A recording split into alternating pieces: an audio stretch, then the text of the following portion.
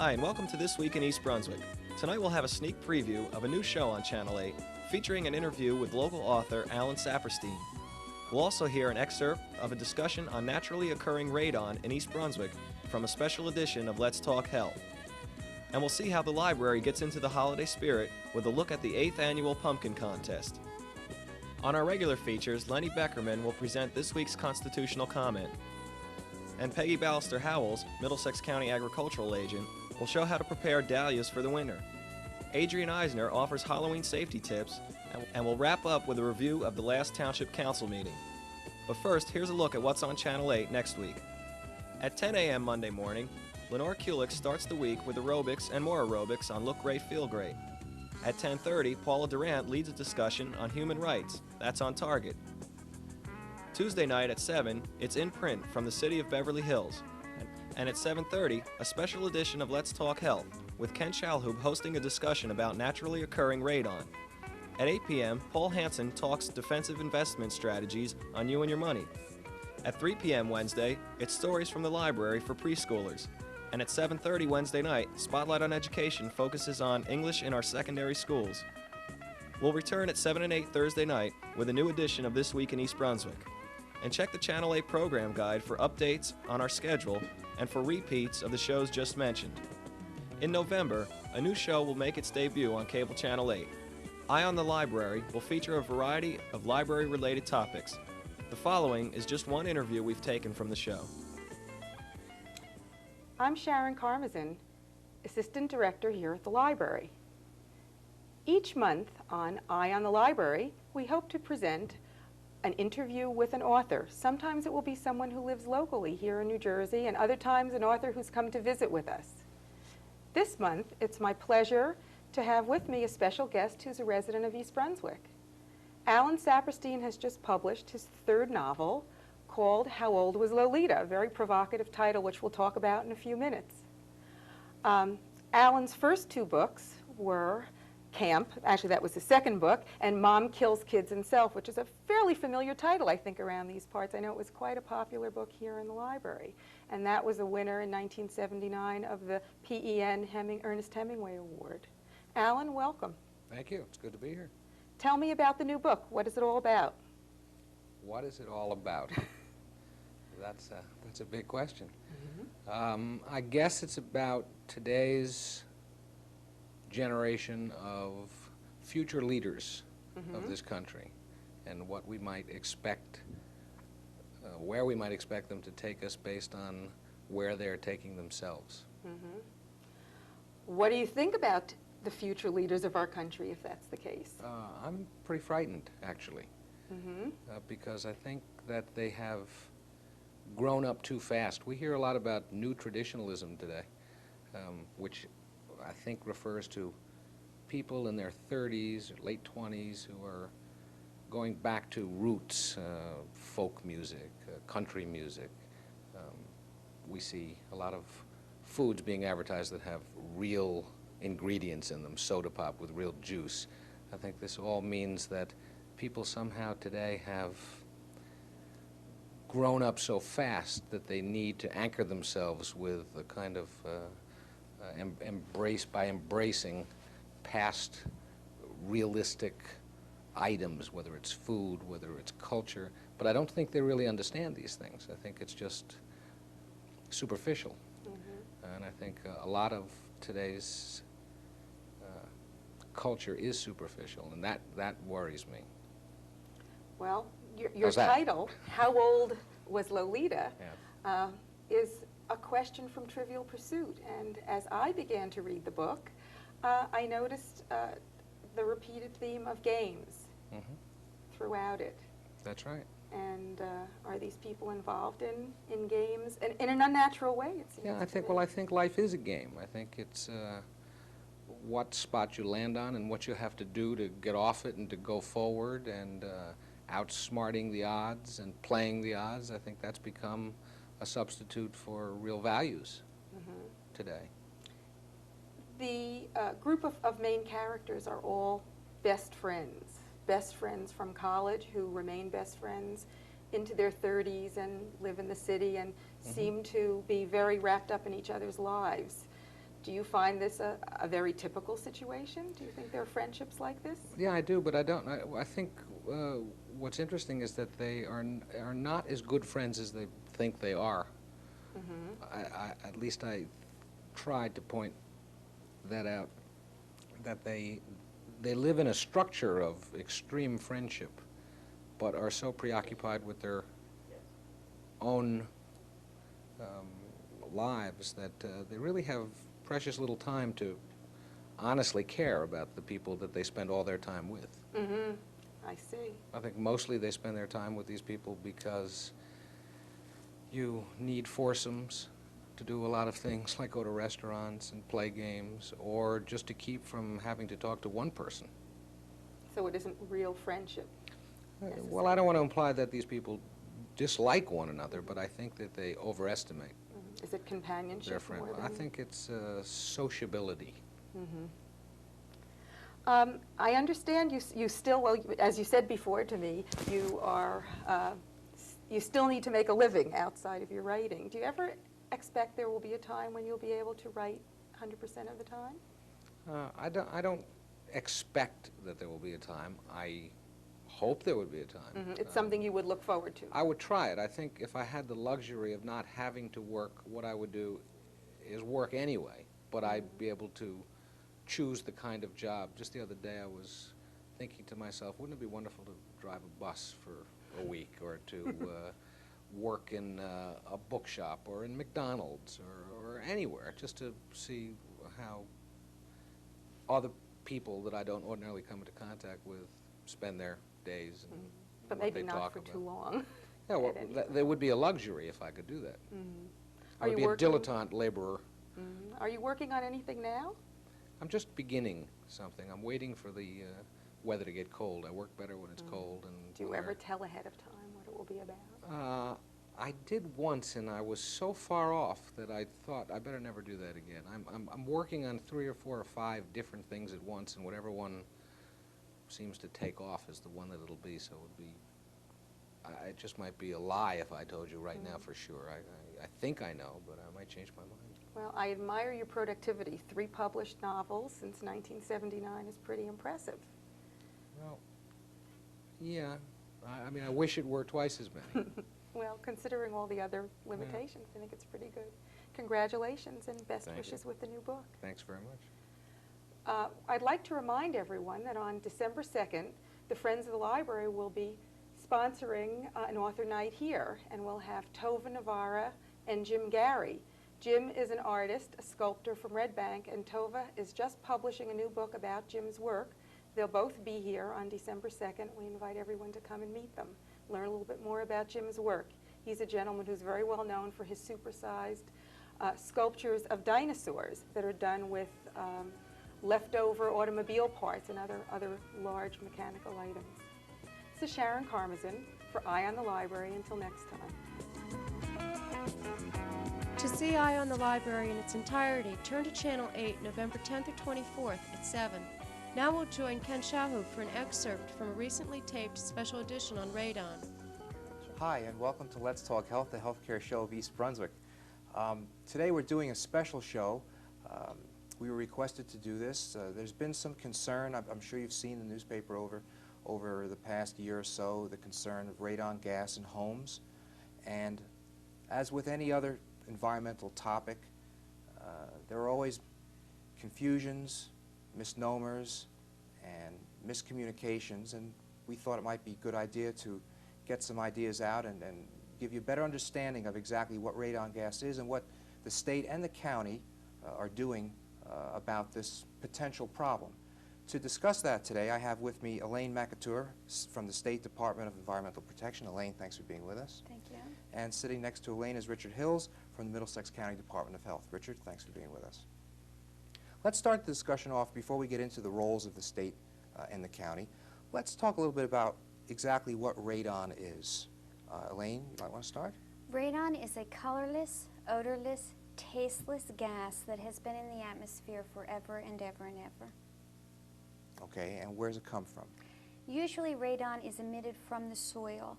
It's a result of the decomposition of uranium to radium to radon. and it emanates from the soil and can reach concentrations within residential and non-residential dwellings that could be potentially harmful. So it's a naturally occurring Yes, component in our atmosphere as Yes. opposed to some man-made toxin. absolutely. Okay. People's homes then have the potential of having elevated levels of Yes. radium or of radon. Right. How is that? Why does that occur? All right, well, first of all, EPA, the Federal Environmental Protection Agency, has set a guideline, and that guideline is the whole number 4 picocuries per liter of air. Now, picocuries is simply a measurement of radiation, and that's probably the measurement that most people will hear often. So EPA has set the guideline at 4 picocuries per liter of air, the whole number 4. In order for radon to enter any dwelling, it has to have an entry point. It's coming up from the soil, so either through cracks in the foundation, porous cinder blocks, sump pump holes, French drains, through chimneys, various entry points. Now, if once radon enters the house and it has no place to escape, for instance, with energy efficiency, our homes are much, much tighter today than they used to be, then those concentrations can exceed that 4 picocurie per liter limit. And it's then that those concentrations over extended periods of time can cause the potential, and the only known health risk associated with radon is that of lung cancer. And lung cancer can show itself anywhere from 5 years to 50 years after exposure to the contaminant. So the only known health risk, based on the studies we've done with uranium miners, the only known health risk associated with radon is that of lung cancer. Okay, before we expand on that, so basically what you're saying is that this is not something that's new, but in fact the way we construct homes has almost exacerbated this problem. Is that a fair assessment? I think that's fair. In some instances, some not instances. all. Mhm. I think that's fair, yes. Okay. How is the state of New Jersey divided as far as risk zones are concerned? Do we have some areas that are higher risk than others? We have areas. We have just recently come out with recommendations for the state of New Jersey. We have 3 recommendations broken down into 3 tiers. Tier 1, test as soon as practical, highest potential for radon. Tier 2, test within 1 year. Tier 3, test if concerned. We encourage everyone who lives within the state of New Jersey to test. However, those in Tier 1 we feel have the highest potential based on roughly 4 criteria, which means that Tier 1 municipalities and or counties meet 1, 2, 3, or 4 of that criteria. Now, Richard, how did Middlesex County become involved? What was the mechanism by which the county got involved with this problem, or this potential problem? We were advised by the DEP in the early part of this year that several of our communities in the county, to be exact 4, were in a Tier 1 criteria or had met Tier 1 criteria. So out of the 25 towns, we've got 4 that we have to test as soon as possible. Those towns are? Plainsboro, Cranberry, South Brunswick Township, and East Brunswick. So we've basically begun a program in conjunction with the DEP and the Department of Health from the state to go in to do confirmatory testing in those homes. For more information on this topic, watch Let's Talk Health next Tuesday evening at 7:30. Last Sunday, the library warmed up for Halloween with its 8th annual pumpkin contest. Entries came in from all over town and included creations by adults as well as children. The pumpkins were divided into groups based on the age of the entrant and were judged by members of the community.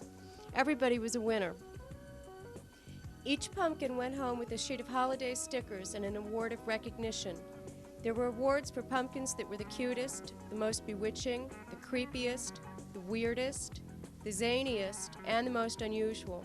After admiring all the entries, visitors to the library were treated to several holiday films. Now we'll join Peggy Ballister-Howells in her garden. Hi, this is Peggy Ballister-Howells, Middlesex County Agricultural Agent, and it's time to dig out the dahlias.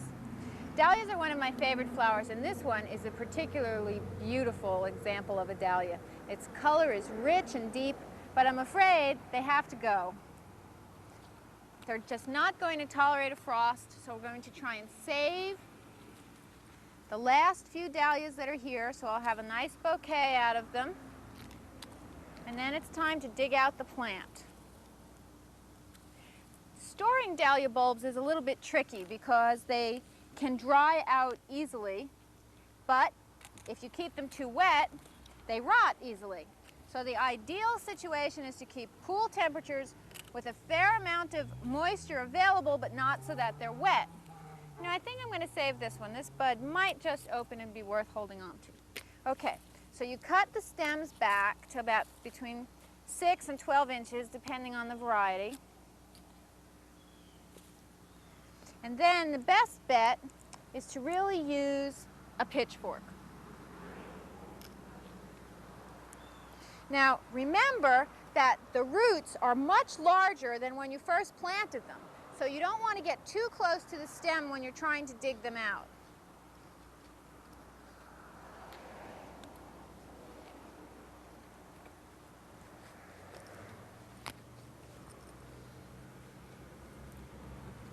Lift carefully, trying not to disturb any of the tubers. You certainly don't want to stab them in any way.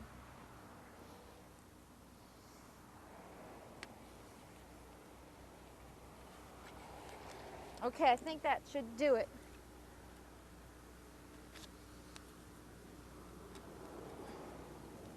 Okay, I got it. You want to shake the dirt off as gently as possible. Put all the little worms back in the ground. Some summer bulbs are stored, oh, we lost this one, are stored with the soil on, but dahlias are best stored with as much of the soil off as possible. Now you want to let this dry for about 3 or 4 hours and then store it. They prefer cool temperatures down around 40 degrees. I generally pack mine in styrofoam noodles. And here we go. You can see all the little roots. This is about 3 times the size it was when I planted it in the spring. And hopefully it'll overwinter and I'll be able to plant it again next year. Now another thing that I want to dig out is my calla lilies. Calla lilies are one of my favorite plants. You can see that they have beautiful leaves, but these are just not hardy around here either. This is the toughest part, cutting them back. But it's better to cut them back now before we have a frost, because once you get a frost, what happens is they get soggy and mushy and are most unpleasant to work with, and you're more likely to have loss over the winter.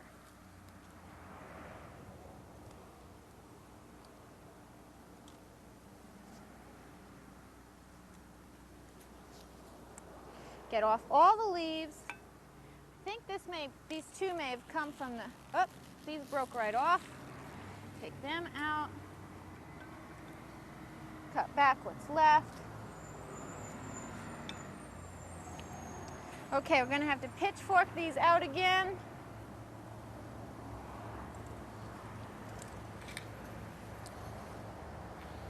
Now these aren't quite as tricky to overwinter. I've had no trouble overwintering these for 3 years now.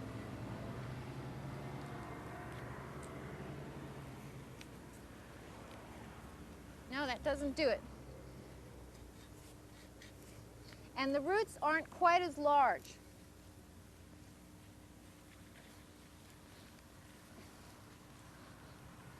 Now these you want to allow to dry not for just 2 or 3 hours, but more like 2 or 3 days. These you can see break into individual roots, and they can be planted again next spring after all danger of frost has passed. Now after they've had the opportunity to dry for 2 or 3 days, you want to pack them in styrofoam noodles until you bring them out and plant them again next spring. And we'll see you here in the garden next week. Hello, my name is Leonard Beckerman, and I'm a 9th grade student at Churchill Junior High School, and I'm doing this week's comment on the Constitution. My topic is the Articles of Confederation. Freedom, justice, peace were the goals which our fathers of our country decided to strive for. So the days of May to September of 1787, as we know it, it was the Constitutional Convention, but it was not. Our 55 delegates from every state except Rhode Island went to the meeting, not to write up a new government, but to revise the Articles of Confederation, our first government. Our country was too young to have a good government on the first try, but our 55 delegates tried to improve that. But too much was wrong with it, such as there was no central government and different monies, which made it impossible for trade. So as a result, no major changes were made, except the biggest change, the abolishing of the Articles of Confederation and the making of the Constitution. Thank you. Children believe what their parents tell them. You're pathetic. You can't do anything right. You disgust me. Just shut up. You can't be my kid. You're worthless. Hey, stupid, don't you know how to listen? Stop and listen to what you're saying. You might not believe your ears. I wish you were never born. Take time out. Don't take it out on your kid. For information in your area, contact the New Jersey chapter at 201-643-3710. Hello, and welcome to Consumer Aware. I'm Adrienne Eisner, Director of the East Brunswick Consumer Affairs Office. It's trick-or-treat time again, but before you send your ghosts and goblins out into the neighborhood on Halloween, here are some important safety reminders. Warn your children not to eat any of their treats before they get home. Examine all treats carefully before allowing the children to eat them. Flimsy materials and outfits with big baggy sleeves or billowing skirts should be avoided to minimize the risk of contact with candles or other sources of ignition. Make or buy costumes light and bright enough to be clearly visible to motorists. For greater visibility in dusk or darkness, costumes can be decorated or trimmed with reflective tape which will glow in the beam of a car's headlights. Reflective tape is usually available in hardware, bicycle, and sporting goods stores. Children should also carry flashlights to see and be seen more easily. Costumes should be short enough to prevent children from tripping and falling. Mothers' high heels are not a good idea for safe walking. Hats and scarves should be tied securely to prevent them from slipping over children's eyes. Apply a natural mask of cosmetics rather than have a child wear a loose-fitting mask, which might restrict breathing or obscure vision. If a mask is used, make sure it fits securely and has eye holes large enough to allow full vision. Smaller children should always be accompanied by an older, responsible child or an adult. Children should be cautioned against running out from between parked cars or across lawns and yards where ornaments or furniture present dangers. Children should only go to homes where residents have outside lights on as a sign of welcome. They should not enter homes or apartments unless they are accompanied by an adult. I hope you will take the time with your children to review these important safety reminders. Hope your children have a safe and happy Halloween. For further information or questions or any consumer problems, please call us at the East Brunswick Consumer Affairs Office. We are located in the municipal building, and our hours are from 9 a.m. until 5 p.m. Monday through Friday. Our telephone number is 390-6954. Thank you for joining me on Consumer Aware. See you again next time. At Monday night's Township Council action meeting, an ordinance to provide garbage removal services to condominium owners was introduced. During the public portion, several condo owners expressed support for the law.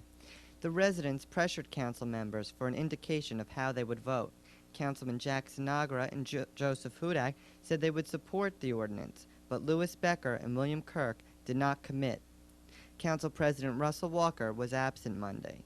Becker told the residents they were pressing their luck by asking for for support before the legal process of ordinance adoption was carried out. If the ordinance is adopted, 20% of all homeowners association fees from January 1st through August 31st of this year will be reimbursed.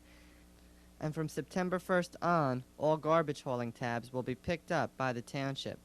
According to association leaders, the rebate will not reduce association fees due to increases in all other services.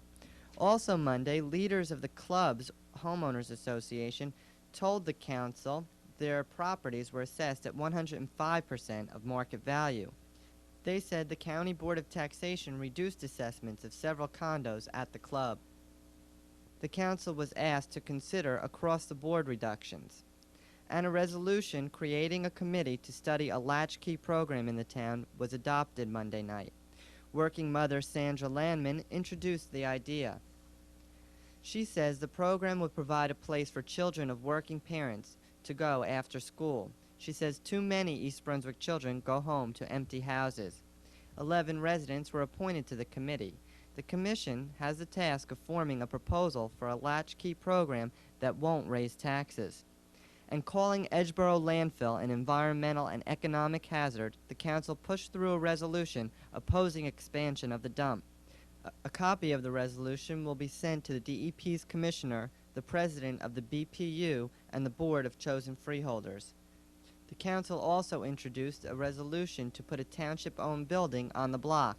The 9,000 square foot building on Edgeboro Road will be up for sale or rent December 7th if all goes as planned. And Thomas Dominicki was appointed Chief Municipal Court Judge by the council, while Terry Phillip Green was approved as Associate Municipal Court Judge. That's all for this week. Thanks for watching.